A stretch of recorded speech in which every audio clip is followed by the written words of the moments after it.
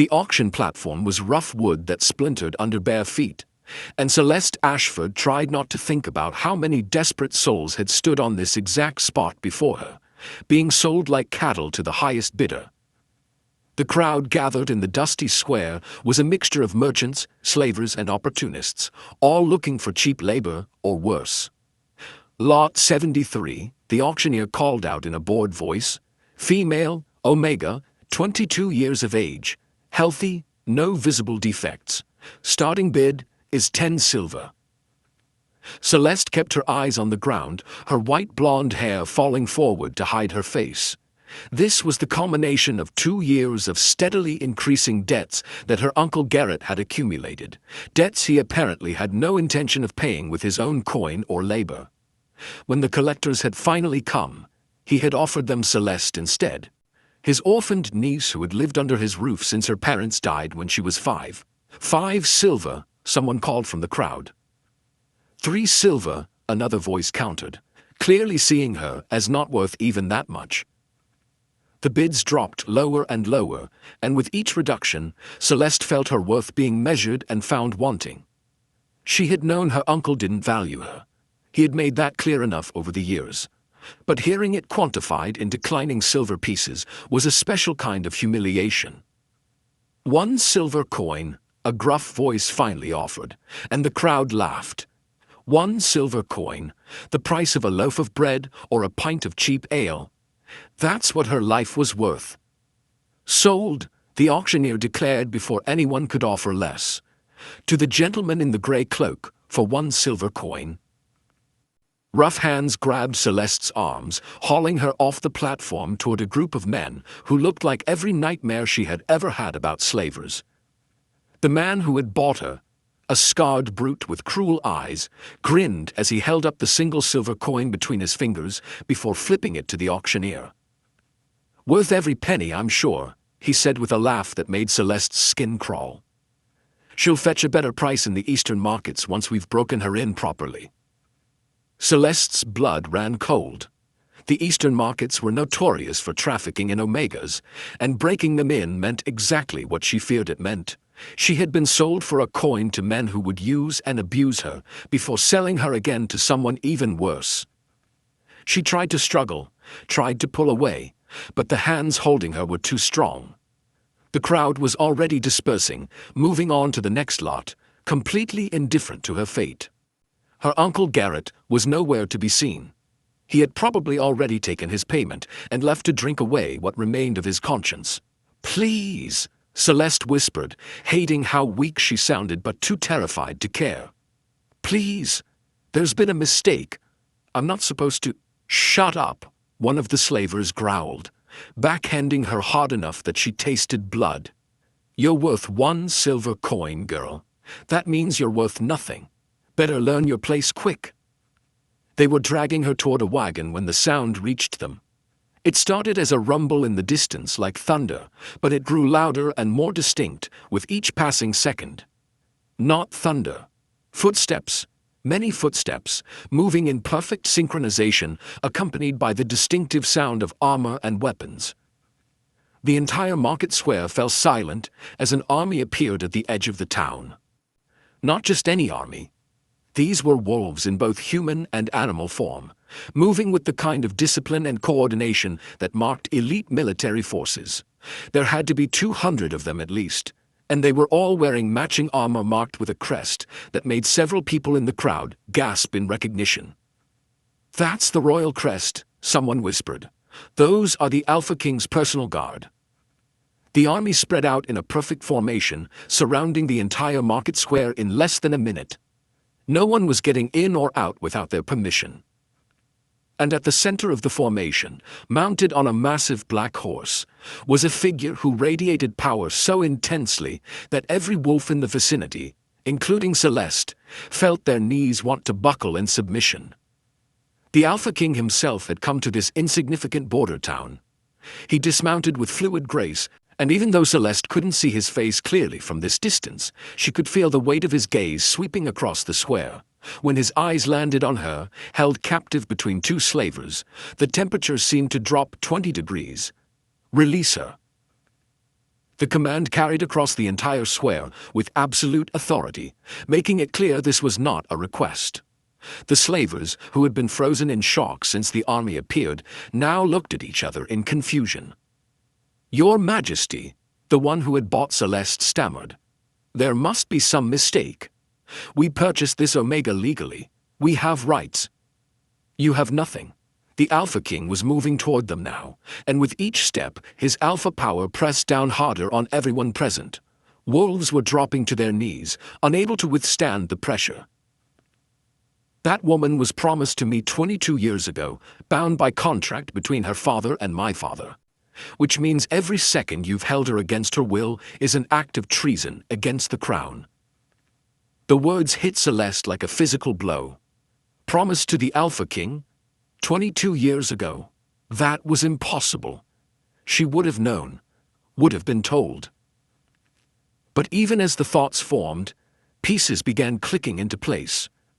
Her parents had died when she was 5, in what her uncle had called a tragic accident. Uncle Garrett had taken her in, raised her in isolation, never letting her attend pack gatherings or meet other wolves of rank. He had kept her hidden away, telling her it was for her own protection. What if it hadn't been protection at all? What if he had been hiding her from someone who had a legal claim to her? There must be some mistake, the slaver tried again, his voice shaking now. "We bought her from her legal guardian, paid the auction price. 1 silver coin." The Alpha King's voice was cold enough to freeze blood. He had reached them now, and up close, Celeste could finally see his face. He was younger than she expected, perhaps in his early 30s, with features that would have been handsome, if not for the fury currently twisting them. "You valued my intended mate, the future queen of the Northern Territories, at 1 silver coin." He turned to address the crowd, his voice carrying to every corner of the square. "Does anyone here want to explain to me how the woman who should have been under royal protection for the last 17 years ended up on an auction block being sold for the price of a loaf of bread?" Silence greeted his question. Then, from the back of the crowd, a voice called out weakly, "Her uncle, Your Majesty, Garrett Ashford. He's been her guardian since her parents died. He's the one who sold her to cover his debts. Find him." The order was directed at his soldiers, who immediately spread out through the town. "Bring him to me alive. I want answers before I decide how he dies." The casual way he discussed execution made Celeste shiver, but she couldn't deny a dark satisfaction at the thought of her uncle facing justice for what he had done. If what the Alpha King said was true, Garrett hadn't just sold her to slavers. He had stolen her from her rightful place and hidden her away for nearly 2 decades. "Release her," the Alpha King repeated, this time directing the command at the slavers, who still held Celeste's arms. "Now." They dropped her so fast she nearly fell, but before she could hit the ground, strong hands caught her. The Alpha King himself had moved forward to steady her, and the moment his skin touched hers, Celeste felt something electric pass between them. It was the mate bond, she realized with shock, recognizing the sensation from stories she had heard. This wasn't just a political arrangement or a contract between families. They were actual mates, destined by the moon goddess herself. From the way his eyes widened, the Alpha King felt it too. "Impossible," he breathed, staring at her like he was seeing something miraculous. "All these years I thought the bond was just political. But you're actually—" "Your mate," Celeste finished, her voice barely above a whisper. "I didn't know. I swear, I never knew about any contract or promise. My uncle never told me. Because he was stealing you." The fury was back in the Alpha King's voice, though it gentled slightly when he looked at her. "Your father and mine made the arrangement when you were born. You were promised to me, to be raised knowing your future role, educated and protected as befitted a future queen. But when your parents died, your uncle saw an opportunity. He took you and hid you away, probably hoping that if enough time passed, the contract would be forgotten, or that he could sell you before anyone came looking. He almost succeeded," Celeste said, understanding dawning. If you hadn't arrived when you did. But I did arrive. His hands were still on her arms, steadying her, and Celeste found herself unable to look away from his intense gaze. I've been searching for you for 3 years, ever since I took the throne and discovered that my intended mate had vanished. Every lead was a dead end, every trail went cold.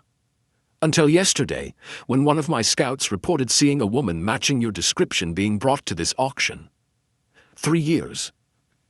He had been searching for her for 3 years, and she hadn't even known she was missing from anywhere. The magnitude of what her uncle had stolen from her, not just her freedom, but her entire identity, her rightful place, her future, was almost too much to process. Your Majesty, one of the soldiers was approaching, dragging a struggling figure. We found Garrett Ashford trying to leave town through the eastern gate. Celeste's uncle looked smaller than she remembered, his bravado gone in the face of royal authority. When he saw the Alpha King, what little color remained in his face drained away completely. Your Majesty, Garrett stammered, dropping to his knees. There's been a terrible misunderstanding.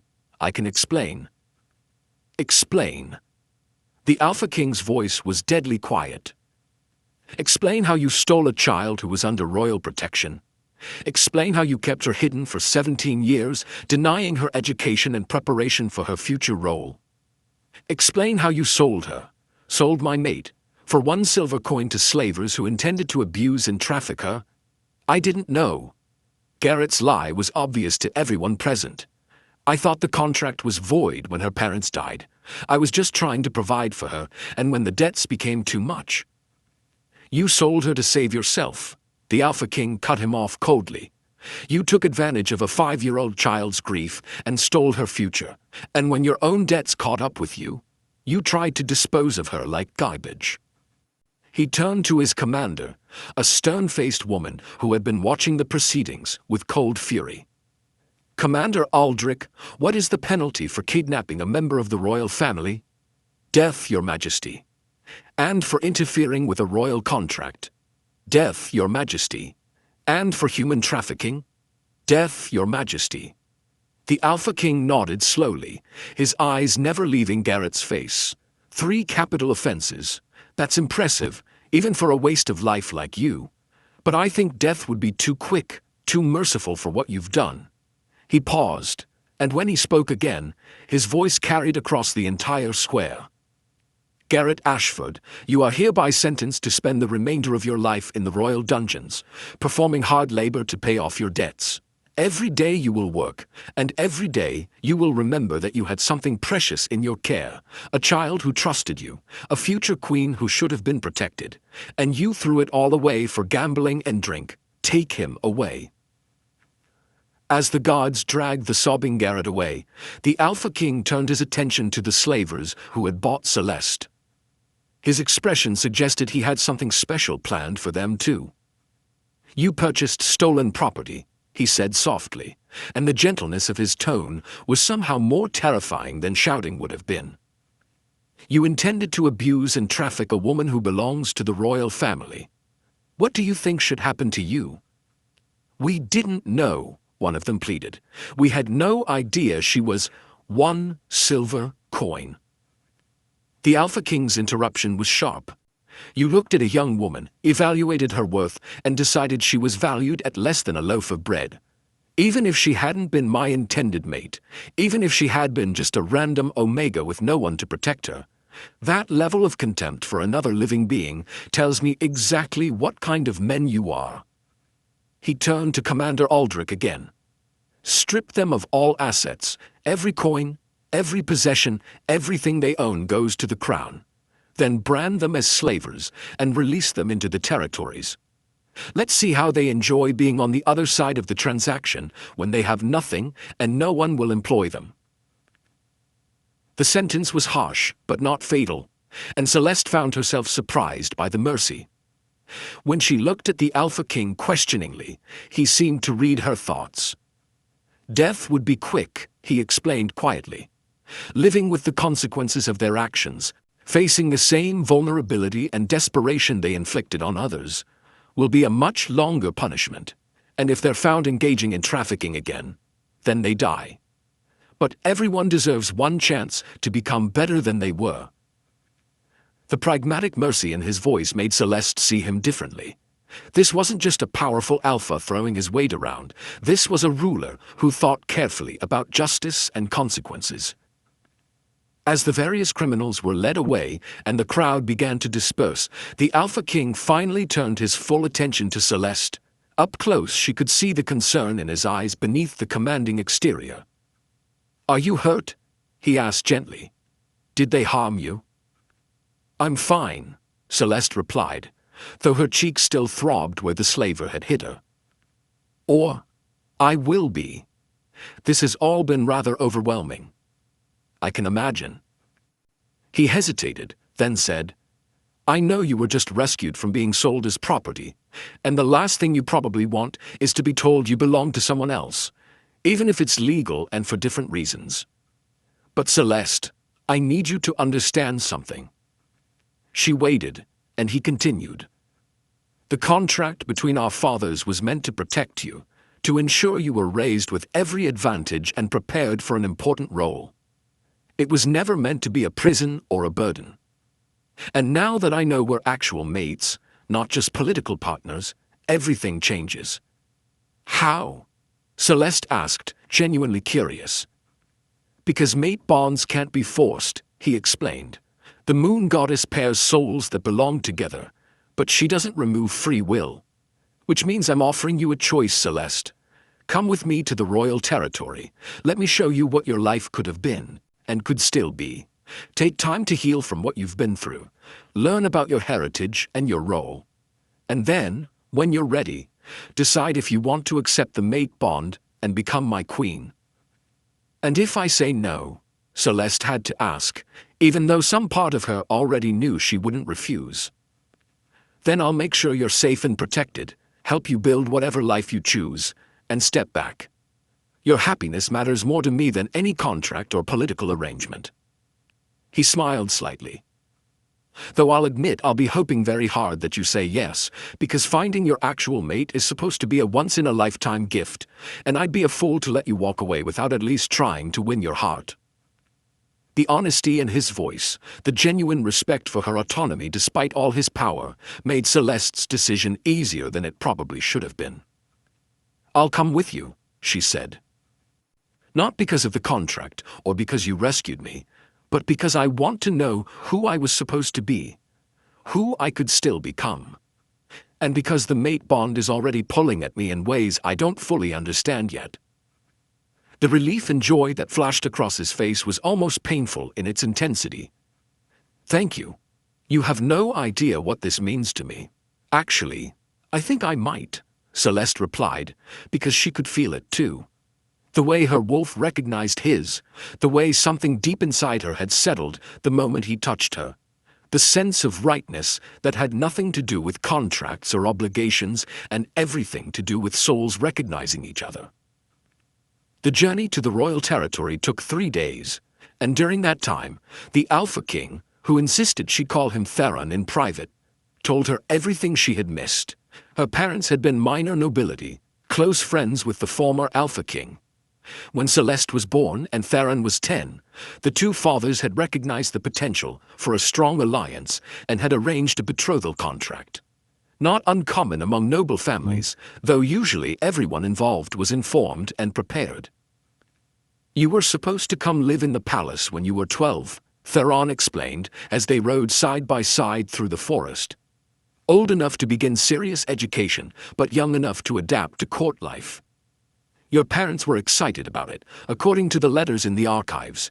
They wanted you to have every opportunity, every advantage." "But then they died," Celeste said quietly. "Yes. In what we now know was no accident." Theron's expression darkened. "I've had investigators looking into it.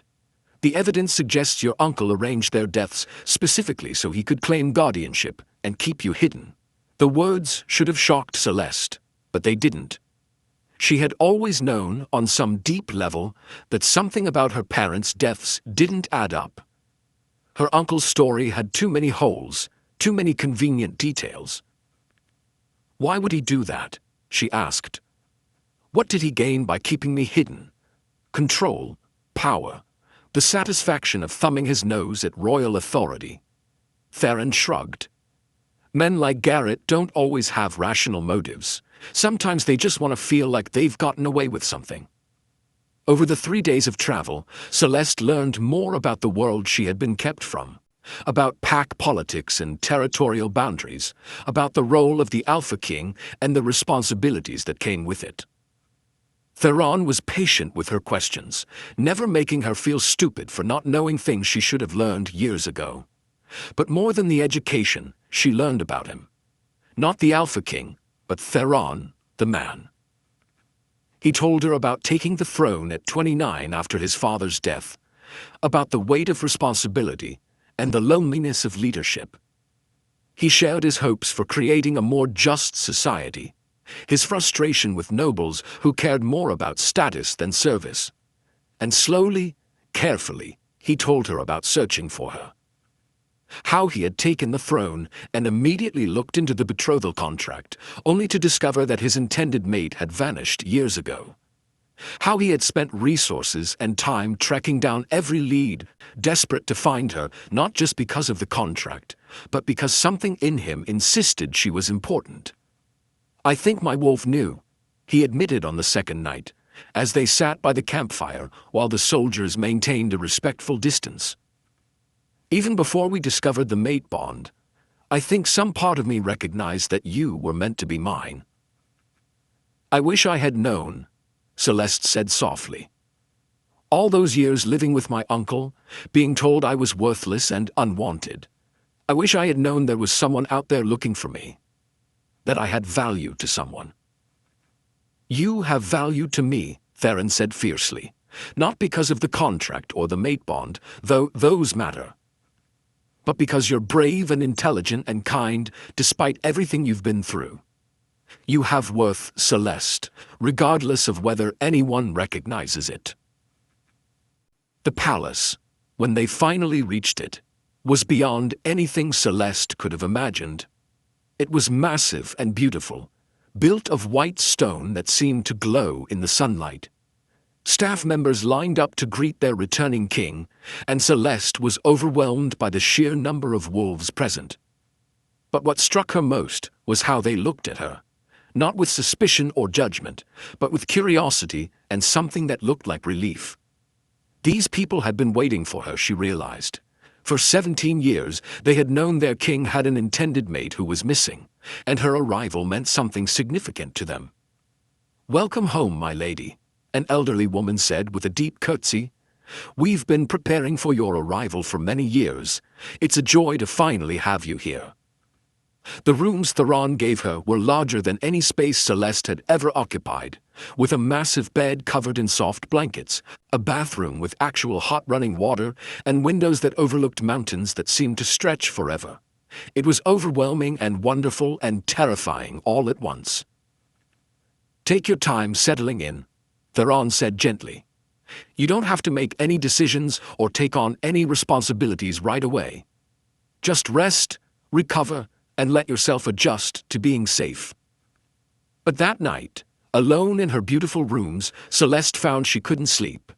Her mind kept replaying the auction, the feeling of being valued at 1 silver coin, the terror of being sold to slavers, and then the miracle of Theron's arrival, the army of 200 wolves sent to reclaim what had been stolen from him.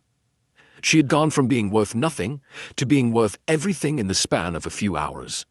And she didn't know how to process that kind of shift. A soft knock on her door interrupted her spiraling thoughts. When she opened it, Theron stood there looking concerned. "I could feel your distress through the mate bond," he explained. "I wanted to make sure you were okay." "I don't know if I'm okay," Celeste admitted.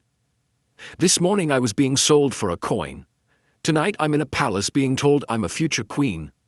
It doesn't feel real." "Come with me," Theron said, offering his hand. "I want to show you something." He led her through the palace corridors to a wing she hadn't seen yet. At the end of a long hallway was a door that opened into what looked like a private archive. The walls were lined with shelves holding books and papers, and in the center of the room was a large table covered with documents. "This is everything about you," Theron said, gesturing to the room. "Every letter your parents wrote about you. Every preparation that was made for your arrival. Every search party I sent out looking for you. I wanted you to see it, to understand that you were never worthless. You were wanted and valued and searched for. What your uncle told you, what those slavers made you feel, it was all lies." Celeste moved to the table and began looking through the documents with trembling hands. Letters from her mother to the previous queen, excited about her daughter's future. Plans for her education and training. Financial records showing the preparations made for her arrival at the palace. And more recently, reports from search parties, each one ending in disappointment, but never giving up. 17 years of searching. 17 years of someone caring that she was missing. "You did all this for me," she whispered, tears flowing freely now. "Even before you knew about the mate bond, you looked for me." "Because you mattered," Theron said simply.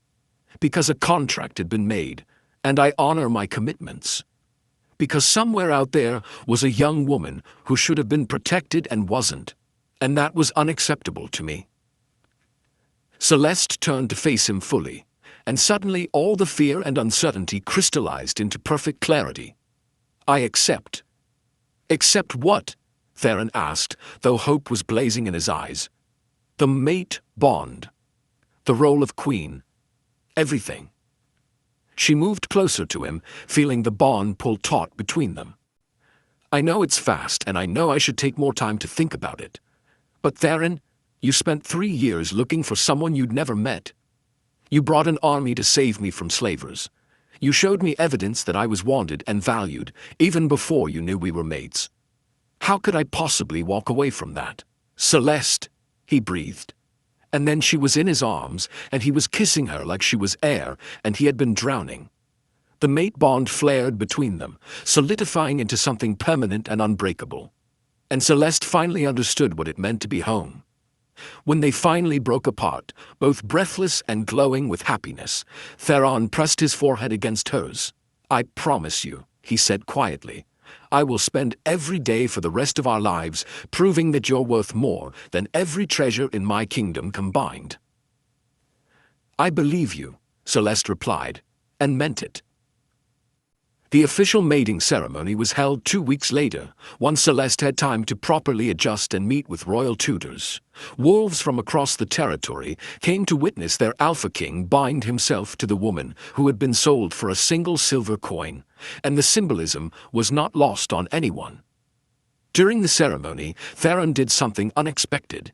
He had a silver coin melted down and reforged into a pendant, which he presented to Celeste in front of all the witnesses. "This coin represents the lowest moment of your life," he said as he fastened it around her neck. "The moment when someone decided your worth could be measured in metal.